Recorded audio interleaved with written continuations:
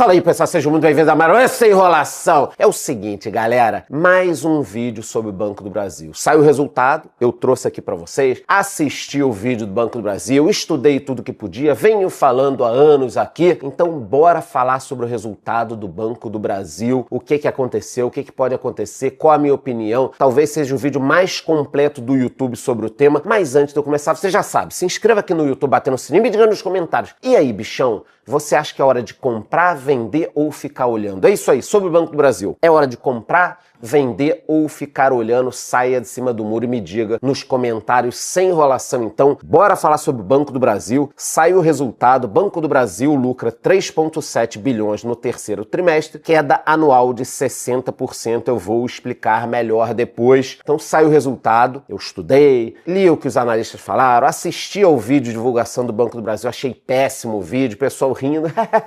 Ninguém tem que rir, porra! Com 60% de queda, ninguém tá rindo, o acionista não tá rindo, quem recebe dividendos não tá rindo. Então, a turma do banco também não deveria estar rindo. Mas vamos puxar aqui uma linha do tempo para entender o que vem acontecendo e o que pode acontecer? Então vamos lá. Banco do Brasil, para quem não sabe, é um desavisado, é mais um banco assim como todos os outros. Ele é um dos bancos mais antigos da América Latina, muito bem estruturado, não existe menor risco da instituição quebrar, por exemplo, que nem muita gente fala, isso é uma idiotice, e pagou um yield razoável nos últimos 12 meses. Os principais setores de atuação são os básicos dos bancos, crédito corporativo, seguro, previdência, gestão de ativos e principalmente o agronegócio. E aqui é importante que a gente diga que o banco sempre foi conhecido pela forte presença no agronegócio, que é excelente. Porém, contudo, entretanto, nos últimos meses nós estamos vendo uma inadimplência ainda resiliente nessa base do agronegócio. Então,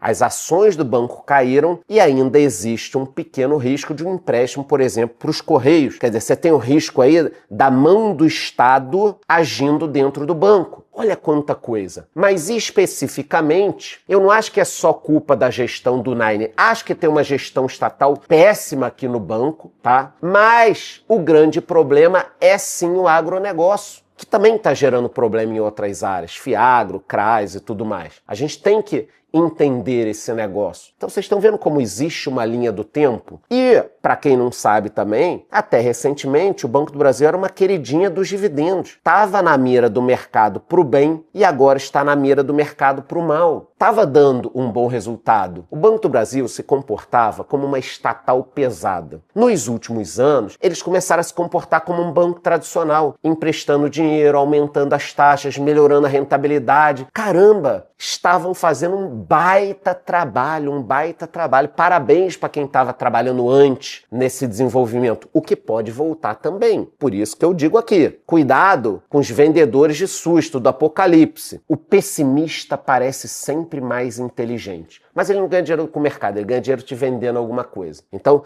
até determinado momento, o banco ia muito bem. Aí, o que acontece? Veio o resultado do primeiro trimestre. Uma queda de 20% no lucro, abaixo do esperado, com 7,37 bi. Quando a gente olhou, falou, caramba, todo mundo esperando um aumento do lucro, veio uma queda de 20%. Cara, 20% agora a gente estaria comemorando, né? Tá caindo 60%, mas tudo bem. No primeiro trimestre a gente olhou e falou, caramba, caiu 20%, que absurdo. O que está acontecendo? E aí foi isso, olha só. O resultado veio com uma queda de 20% abaixo, 7,4 bi praticamente. E eles já avisaram, olha, estamos com um problema aqui, uma inadimplência muito grande do agronegócio, que, de novo, é representativo na carteira do banco, é extremamente representativo. Então, o que antes era um trunfo, era uma fortaleza, agora acaba sendo um peso, uma âncora para o resultado do banco. Aí veio o resultado do segundo trimestre do Banco do Brasil. Todo mundo esperando um resultado fraco, mas veio uma bomba nuclear norte-coreana. Banco do Brasil tem queda anual de 60% no lucro. Porra, caiu 20%, Todo mundo achou ruim. Aí agora, uma queda de 60%, agora no caso no segundo trimestre, o mercado se desesperou, as ações despencaram. Foi uma queda brutal, uma perda de valor de quase 8 bilhões em um dia. E de novo, a inadimplência foi a grande culpada. E aqui eu queria defender um pouco o Banco do Brasil, no sentido de que existe um recorde de recuperações judiciais no agronegócio. Então eles não estão mentindo, tipo, o Banco do Brasil está culpando o agronegócio. A gente vai ver o agronegócio? Não, tá tudo bombando, todo mundo feliz.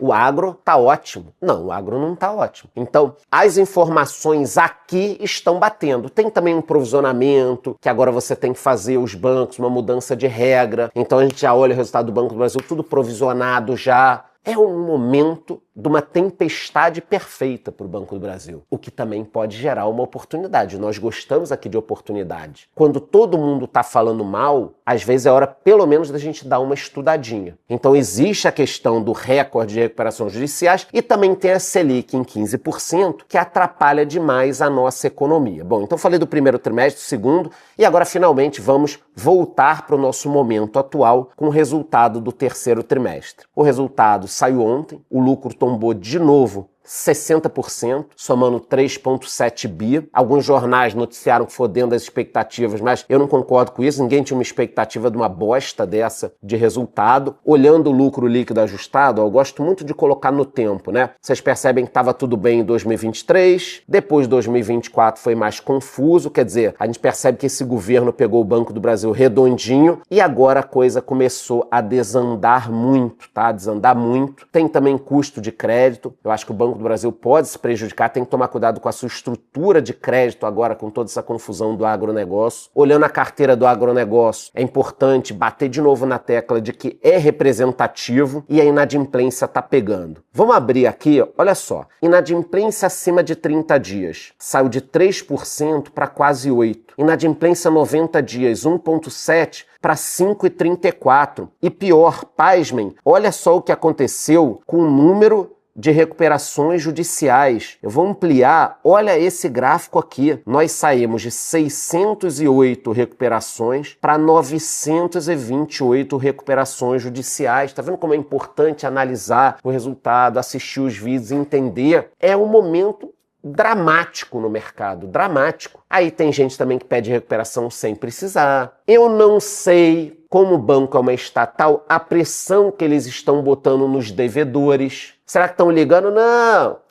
Paga quando puder, porque senão a popularidade do governo pode cair. É difícil a gente saber o que está acontecendo. Mas bater no banco sem levar em consideração o momento do país e do agro, aí você também tá de sacanagem, é uma injustiça. Pô, o banco estava fazendo um baita trabalho. Um baita trabalho. Pode voltar a fazer. E se o agro se recuperar? O restante do trabalho está sendo feito. Então o que a gente tem aqui é que agora as ações estão sendo consideradas no fundo do poço, com essa queda toda, e até 19 bilhões de reais de provisões contra calote. De novo, mudou algumas coisas, mudaram lei, provisionamento, então o banco ele necessita colocar isso aqui à disposição. Foi o único banco aí que todo o mercado estava pessimista e vem se confirmando, né, que realmente está no fundo do poço quando a gente compara com outros bancos. Lembrando que ele tem mais de 2 séculos de história no nosso mercado, não é exatamente o mesmo banco, mas foi se modificando, desempenha um papel essencial na nossa economia, resistiu a diversas crises ao longo da história e está entre os maiores grupos financeiros do país. Então o cenário atual é desafiador, porque os outros bancos estão lucrando. O lucro dos 3 maiores bancos privados vai a 22 bilhões no terceiro trimestre, mesmo com toda a confusão de Selic e tudo mais. O Itaú fez o dever de casa. O lucro do Itaú cresce 11% no ano e vai a quase 12 bilhões no terceiro trimestre. Então, para o Itaú, a inadimplência não está batendo tão forte. Para o Bradesco, que passou em uns 2 ou 3 anos no fundo do poço, eles tiveram um aumento de 18,8%. O BTG, que é uma máquina de imprimir dinheiro impressionante, parabéns para a turma do BTG, eles tiveram um lucro líquido de 4,54 bi no terceiro trimestre. Uma alta absurda também. E no último trimestre, no segundo, ainda não tem resultado agora desse, até o Nubank deu um lucro absurdo. E os bancos também estão entre as marcas mais valiosas do Brasil, inclusive o Banco do Brasil. Então, a concorrência está crescendo e o Banco do Brasil está ficando para trás, o que não ocorria antes. O desempenho